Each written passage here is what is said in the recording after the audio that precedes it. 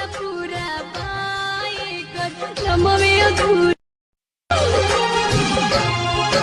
कबहू ना करी हो प्यार न तो जिंदगी होई बेकार केहू के भइल न पूरा पाए कर लमवे अधूरा